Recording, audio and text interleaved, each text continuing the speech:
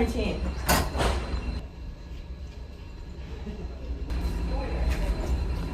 Why are you guys all the way over there? We needed our distance from you. But why did you need your distance from me? Because we needed to come up with a new sensor. And what would that be? Distance!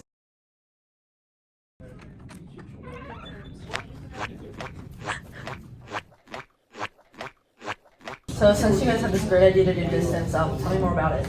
Well, we picked distance. It's gonna be pretty simple. I mean, all we need is like to measure the distance from the rover to obstacles in the terrain and obstacles around and distance from the ice and stuff. We're doing it because the ultrasonic distance sensor detects the objects, and if it gets too close, it can like go around it, and so like it's not like manpower, like it's automated using technology. Yeah, so our plan, we're gonna add like a lot of them around the whole rover, so there's no way it can miss anything if it's completely surrounded by the sensors. What is that boombox looking thing? That is the ultrasonic distance sensor. That's what will be tracking the distance of objects away from our rover. What does it do? It looks in front of it. It detects how far an object, as we can see here.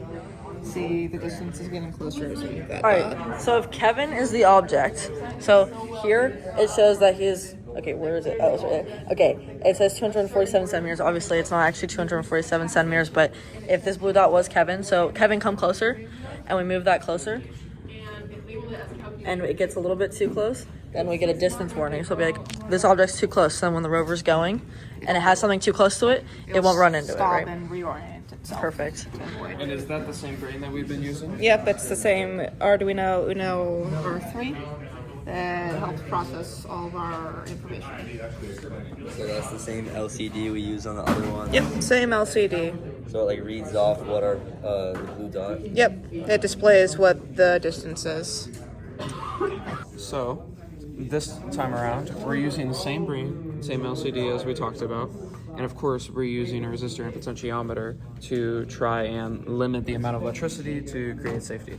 But the real meat and potatoes is our new ultrasonic sensor, which actually sends out ultrasonic waves to detect if anything's in front of it, kind of like a sonar. Okay. And what is this? What will this display for us? That'll display how close something is, and if it's too close, it'll display a warning message.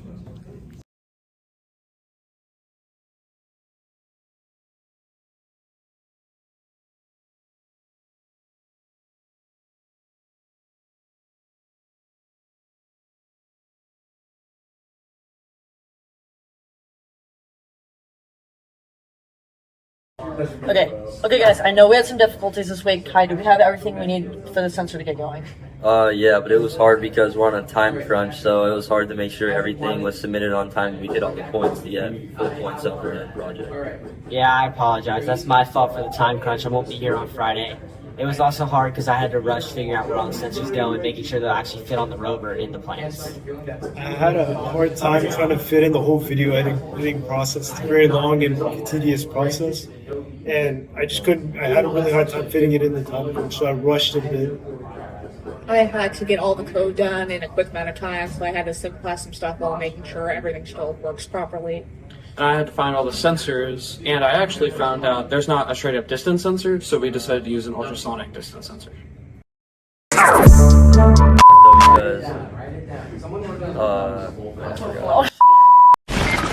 Brainstorming. And what would that be? Distance. You know what you're saying now? You sure?